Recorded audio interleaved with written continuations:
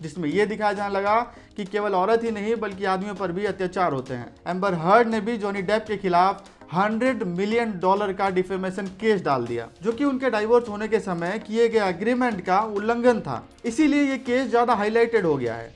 दोस्तों, आपने Johnny Depp versus Amber Heard के मामले के बारे में जरूर सुना होगा, जो कि आजकल समाचार पत्रों की सुर्खियां भी बना हुआ है। जी हाँ, ये वही जॉनी डेप हैं जो जैक स्पैरो के नाम से मशहूर हुए हैं। इसके अलावा एम्बर हर्ड भी एक्वामैन जैसी फिल्मों में अभिनय कर चुकी हैं और इस केस की सुनवाई पब्लिक में लाइव चली है, इसलिए भी ये केस काफी पॉपुलर है और लोग इसके बारे में जानना चाहते हैं। तो दोस्तों, इस वीडियो के माध्यम से मैं आपको इसी केस के बारे में बताने वाला हूं और कोशिश करेंगे कि अगले 2 से 3 मिनट के अंदर ही आपको पूरे केस का निचोड़ समझा दें। तो चलिए शुरू करते हैं। दरअसल इस मामले में 2 टाइप के केसेस इन्वॉल्व हैं, जिसमें से पहला डाइवोर्स केस है तथा दूसरा डिफेमेशन केस है। और जो आज समाचार पत्रों की सुर्खियां बना हुआ है वो डाइवोर्स केस नहीं बल्कि डिफेमेशन केस का मामला है।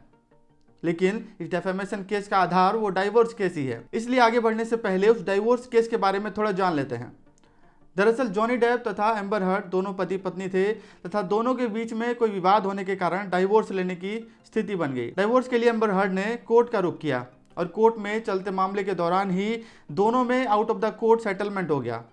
और सेटलमेंट इस बात को हुआ कि एम्बर हर्ड ने कंपनसेशन के लिए जॉनी डेप से कुछ अमाउंट मांगा, जिसके लिए जॉनी डेप ने $7 मिलियन कंपनसेशन के रूप में दिया। इसके बाद वो डाइवोर्स केस इस एग्रीमेंट के साथ समाप्त कर दिया गया कि वो दोनों आपस में इस डाइवोर्स के बाद किसी पर भी आपत्तिजनक कोई भी टीका टिप्पणी नहीं करेंगे तथा कोई आरोप प्रत्यारोप भी नहीं लगाएंगे। दोस्तों, कहानी शुरू होती है अब। दरअसल हुआ यूं कि एम्बर हर्ड ने एक आर्टिकल में खुद को डोमेस्टिक वायलेंस का रोल मॉडल बताते हुए इनडायरेक्टली जॉनी डेप पर निशाना बनाया, जो कि उनके डाइवोर्स होने के समय किए गए एग्रीमेंट का उल्लंघन था, जिसको आधार बनाकर जॉनी डेप ने कोर्ट में डिफेमेशन का केस डाल दिया, जिसके लिए कंपनसेशन के तौर पर $50 मिलियन की मांग की गई। इस कहानी में एक इंटरेस्टिंग मोड़ तब आता है जब कोर्ट की कार्रवाइयां शुरू हुई और सबूतों और गवाहों को तोला परखा जाने लगा।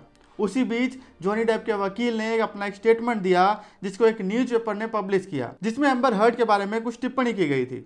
शायद एम्बर हर्ड को भी इसी का इंतजार था और इसी को आधार बनाकर एम्बर हर्ड ने भी जॉनी डेप के खिलाफ $100 मिलियन का डिफेमेशन केस डाल दिया। कोर्ट की कार्रवाइयां अंतिम पड़ाव पे पहुंची और कोर्ट ने अपने आदेश में यह निर्णय सुनाया कि जॉनी डेप अपनी जगह पर ठीक थे और उनके द्वारा मांगे गए $50 मिलियन की जगह पर उन्हें $13 मिलियन एम्बर हर्ड द्वारा दिए जाएंगे। इसी दौरान एम्बर हर्ड के मामले में, जिसमें उन्होंने डिफेमेशन के लिए $100 मिलियन की मांग की थी, उसके लिए कोर्ट ने उन्हें $2 मिलियन जो कि जॉनी डेप द्वारा एम्बर हर्ड को दिया जाना है का फैसला सुना दिया। हालांकि सुनवाई पब्लिकली होने की वजह से ये पहले से ही चर्चा में थी और इस फैसले के बाद ये हलचल इसलिए भी तेज हो गई क्योंकि इससे पहले महिलाओं पर हो रहे अत्याचार के लिए मी टू कैंपेन चलाया जा रहा था।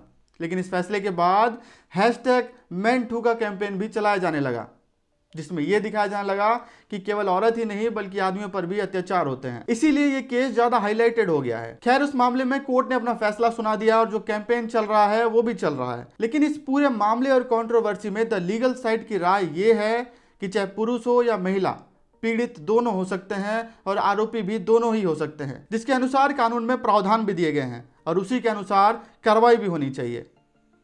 उम्मीद करते हैं आपको आज का वीडियो पसंद आया होगा।